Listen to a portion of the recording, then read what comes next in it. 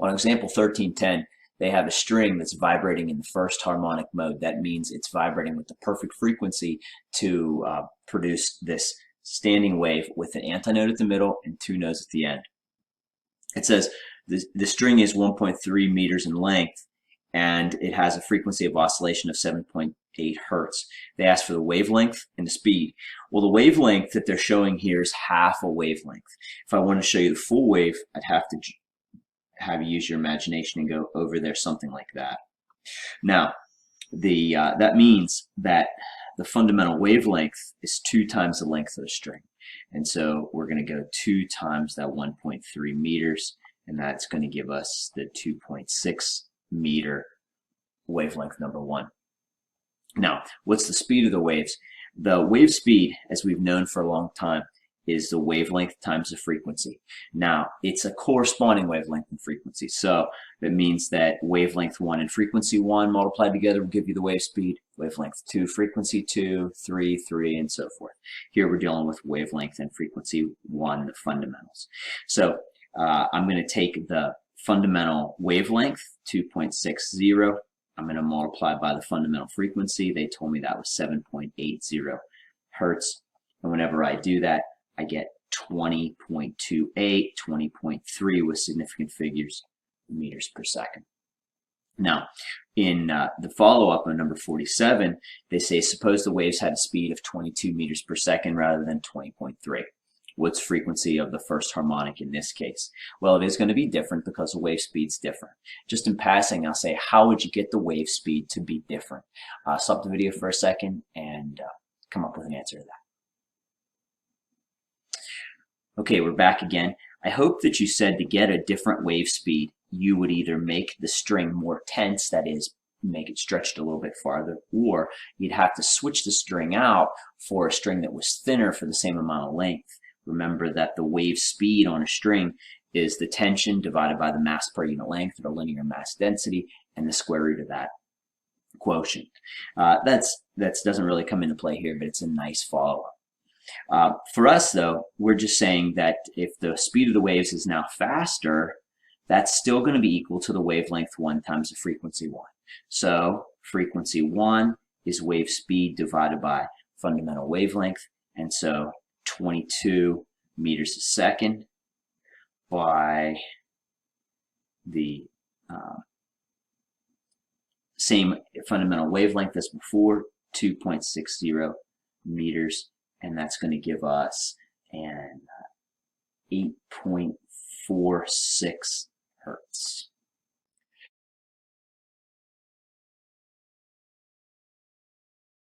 In number 48, they say a guitar string plays flat. That is, its frequency is lower than desired. To get the guitar string in tune, should you increase or decrease the speed of waves on the string? Well, so we have a frequency that is too small, and we want the frequency to be a little bit higher. Now, the wavelength is something that's predetermined because of the length of the string and because of the size of the instrument. And so we're not going to be able to mess with the wavelength. It's going to stay where it is. So to get this bigger frequency, I'm going to need to have a bigger wave speed. What I mean by that is I'm going to multiply both of these, this flat frequency by the wavelength and the bigger frequency by the wavelength, and those are the same wavelength. So this product on the left is going to be a smaller wave speed, and that's too small of a wave speed because you're getting too small of a frequency. And the one on the right is going to be the just right wave speed because you're getting the just right frequency. So how can you get that wave speed? Well, if you watch the last question, I talked about the wave speed on a string is the square root of the tension divided by the linear mass density. On a guitar, the strings are the thickness that they are. If you're not familiar with a guitar, all the strings are not the same thickness, but you're not going to change out a guitar string for one that has a different thickness. What you are going to do is you're going to change the tension by turning the tuning peg out at the end of the guitar. And so you can make the wave speed higher by making this tension bigger than it was before. All that is to say, increase the wave speed so that you can increase the frequency.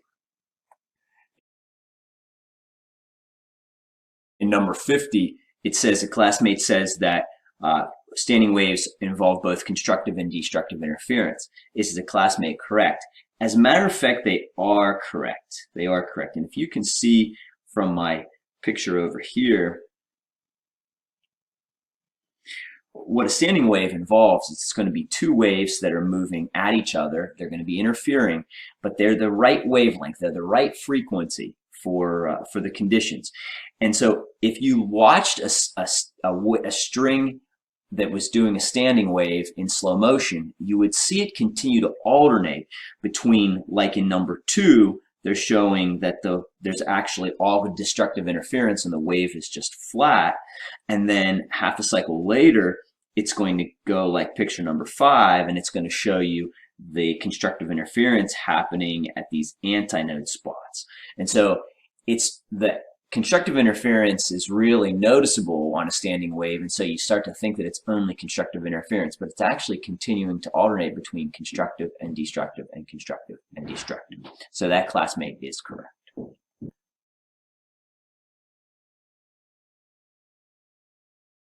On number 53, it says a guitar string 66 centimeters long vibrates with a standing wave that has 2 antinodes. What harmonic is this, and what's the wavelength of the wave? First thing, pause the video and try to draw this for yourself.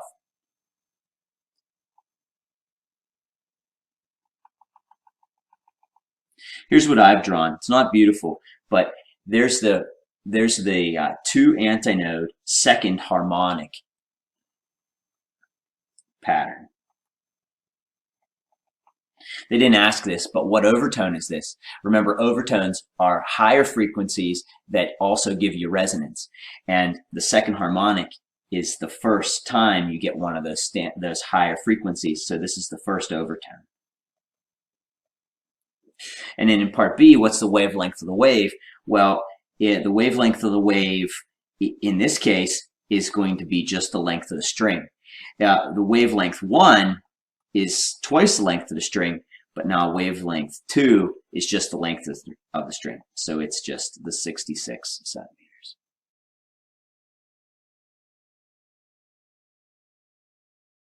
In number 54, they give you a length of a string, and they give you 4 wavelengths, and they ask which ones could produce standing waves.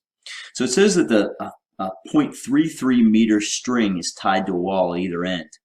Which of the following wavelengths produces that standing wave? Okay, so say I have the wall and the wall, and the string is 0.33 meters long. So that means that the fundamental wavelength is going to be twice that length. And so the fundamental is going to look like this. And if I wanted to show you the rest of the wave, I would show you over here. So you can see that this is my fundamental wavelength, and it's 2 times the length of the string, or 0.66 meters. And I don't know what the wave speed here is, so I don't know what the frequency is, but I know whatever that frequency would be, I'd call it F1. Now, similar thing, I could have half of that. So I could have the second harmonic looking like this, and this would be wavelength 2, and it's just the length of the string, so it's 0.33 meters. And I don't know what frequency makes that because I don't know the wave speed, but I do know that it's twice the fundamental for frequency 2. Now, along those lines, if I wanted to triple that fundamental, I could say 3 times the fundamental is frequency 3, and that would give me a pattern that looks like this. And you can see that the wavelength there is 2/3 of the length of the string. And so that wavelength 3 is the 0.22 meters, or 1/3 of 0.66. So I'm ready to answer this now. They said which ones will produce a standing wave. Well, 0.22 does. It produces the third harmonic. 0.33 does. It produces the second harmonic. And 0.66 does, and it produces the fundamental, or the first harmonic. The one that doesn't is 0.44. And you might say, well, you didn't show that there's no 0.44. Well, the only ones that exist are these integer multiples of the fundamental frequency. And so 0.44 would be somewhere in this realm between 1 and 2. But there isn't anything between 1 and 2. So this is never going to work.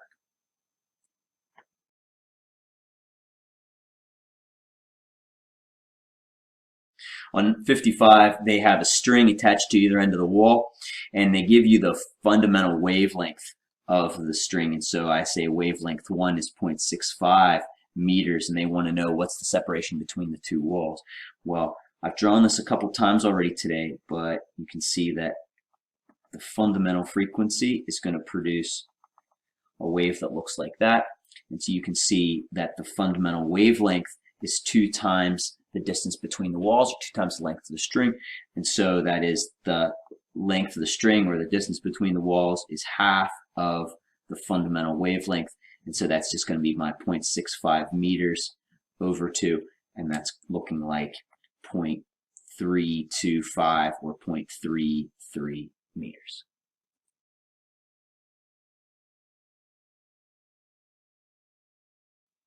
'95 says a string that's 1 meter long is tied down at both ends. The 3 lowest frequency standing waves on the string have frequency of 100, 200, 300 hertz. What's the fundamental frequency of the string? Well, it's definitely 100. The smallest frequency that gives you a standing wave is the fundamental frequency, so that's frequency 1. This must be frequency 2, and I'm happy that that's two times the fundamental frequency, and this would be frequency 3. So 100 is the fundamental. What is the wavelength of the fundamental mode? Well, the fundamental wavelength is always 2 times the length of the string, and so it's going to be 2 meters.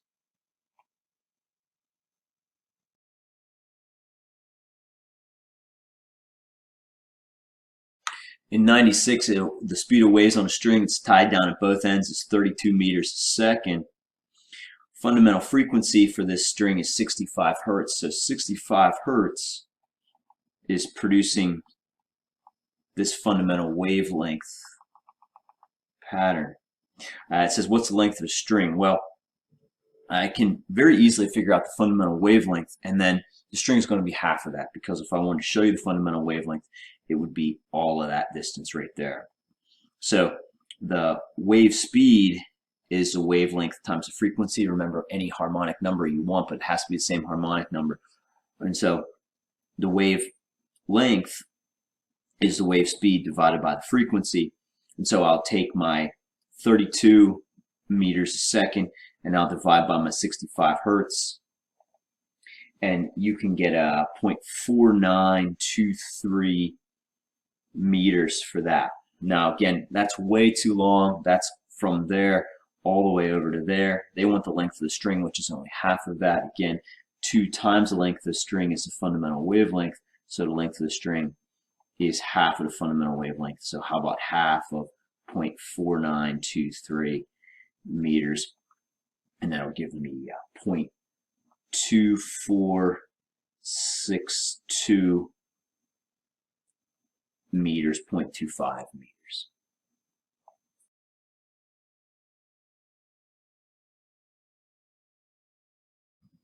On number 97, it talks about the first harmonic of a string tied down at both ends has a frequency of 26 hertz. First harmonic means that that 26 hertz is the fundamental frequency. So fundamental frequency, 26 hertz. If the length of the string is 0.83 meters, then what's the speed of the waves? Well, I'll be able to say the speed of the waves is whatever the fundamental frequency is times whatever the fundamental wavelength is. The fundamental wavelength is going to be twice the length of the string, and so I have 2 times that length of the string, 0.83 meters, and that's going to be 1.66 meters. And so now all I have to do is multiply that 1.66 meters by that 26 hertz, and I'll end up with 43.16 meters per second. 2 significant figures, 43 meters per second.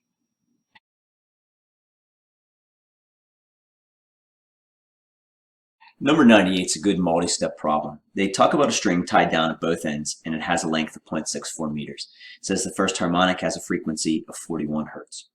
Now it says if the length of the string is increased while all the other variables are kept the same, does the first harmonic frequency increase, decrease, or stay the same? Well, I'm going to show you that it decreases, and here's why. We know that the wave speed is going to be the fundamental wavelength times the fundamental frequency. And I could substitute for the fundamental wavelength, I can say 2 times the length of the string times the fundamental frequency. Okay, so now if everything stays the same, and it says all the variables, so I'm assuming the mass per unit length stays the same, I'm including the tension stays the same, so I'm thinking that the wave speed stays the same. So I'm going to say the same wave speed, well, that's equal to 2 times, well, the length. Now the length is longer, and so I'm going to say this is L, bigger L, and so now to keep the same product, this frequency has to get real small. So I'm going to say that that frequency is going to decrease.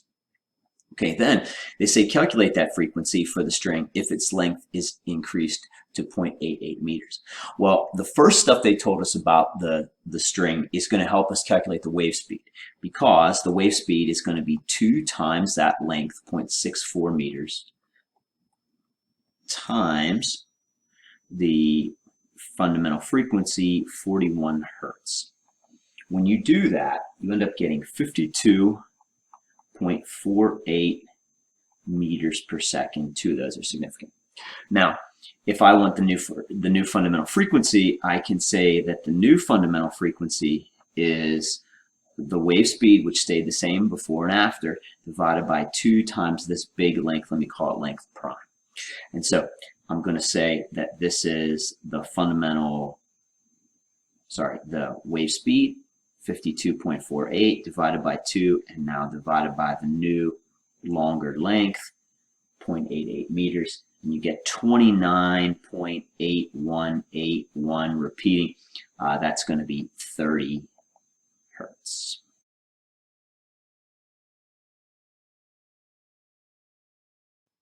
In number 101, they talk about a higher harmonic. It says a guitar string that's 66 centimeters long vibrates with a standing wave that has 3 antinodes. Let me draw that for you.